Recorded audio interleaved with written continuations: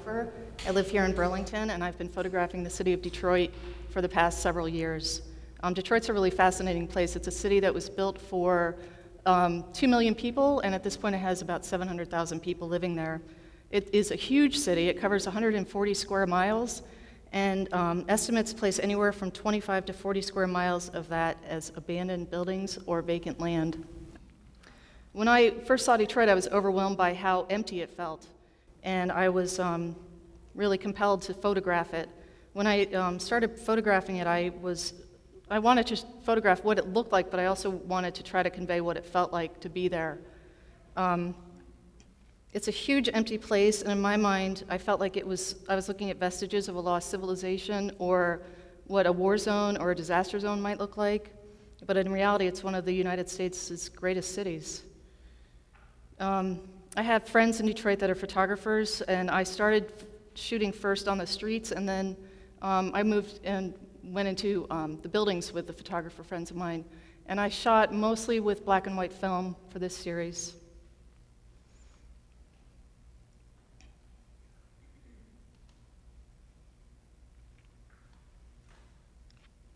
This is inside a building. This is inside the Packard Motor Company factory. They stopped making cars in the 1950s, and the factory was in use until the 80s, pretty much. There's still some holdouts there, but the factory is basically crumbling, and this is taken up on one of the upper floors of one of the buildings where the concrete floors are collapsing. And this also is the Packard factory. It's most of the factory looks like this. This place is huge. It's 3.5 million square feet. I think it's the biggest abandoned factory in the world, and it all looks like this. And it's almost always on fire. There are scrap metal thieves that are in here every day, and they tend to set the place on fire with their blowtorches. This also, speaking of fire, this was a school. It was a Detroit public school that had a fire, and the damage was enough that the city decided it was too expensive to fix it, so they just closed the doors and left everything inside and walked away. And I went into it and saw books on desks. There was mathematic equations on the blackboards. This was an auditorium in the school, which originally it had been a chapel, but there was a grand piano there, obviously. Up in the back there was a pipe organ. And this was all just left behind, and they've started demolishing this school now.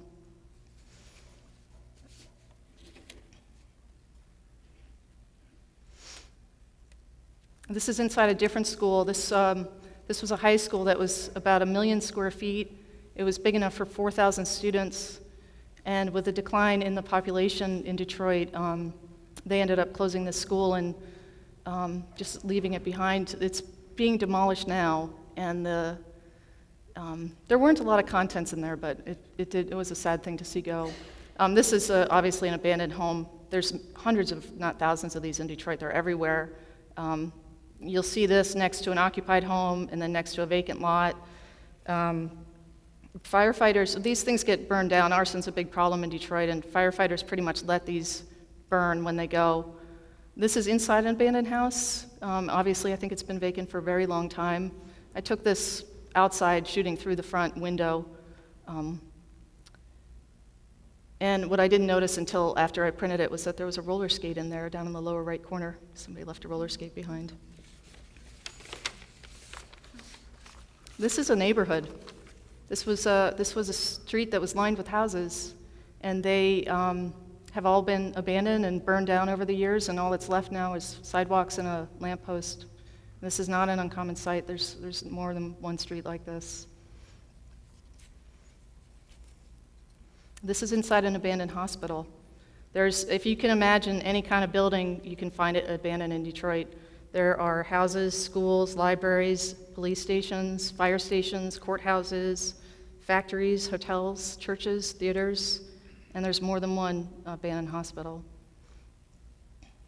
This is another abandoned hospital. This was on the operating room floor.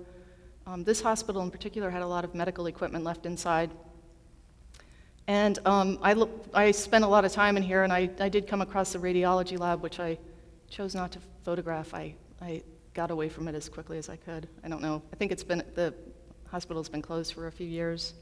This is a library. This is one of the first buildings I went inside. It was a Detroit City Library that they closed in the late 90s to renovate and to repair, which they never did, and they just left it closed and let it deteriorate with all these books inside. There were films and photos. It was really sad. And this is a factory. This is the Fisher body plant. It was bodied by Fisher for GM until the 1980s. And this building has been vacant, I think, since the 1980s, and it's in such shape now that water seeps through the concrete floors and there's stalactites and stalagmites forming inside. This also is inside the Fisher body plant. This is on a different floor. I think this is obviously an assembly line of some sort, and I'm assuming probably on the left there was a spray booth for painting the auto bodies, and down the track there's a dryer. I was really surprised that this building really hadn't been cleaned out by scrap metal thieves. And this is a church, obviously. There are a lot of abandoned churches in Detroit, but I found this one to be the most beautiful one that I saw. With the decline in population, there's churches all over the place that obviously can't stay open. I did read recently, though, that this one sold, I think, for $90,000, so hopefully somebody's doing something with it. And this is what used to be a city street that they decided they didn't need, and they put a roadblock up, and now it's full with debris and stagnant water, and there's a lamppost there. They've talked about turning Detroit into farmland, and I look at this, I'm like, how could that ever be possible? It's got to be so contaminated. My friends from Detroit aren't here, but I'd like to thank them for taking me shooting every time I go out there. And Detroit, I'm showing you some pretty depressing photos of it. It is still a really great city. There are great things about it, but this stuff does exist right alongside with all the good stuff. So thank you very much.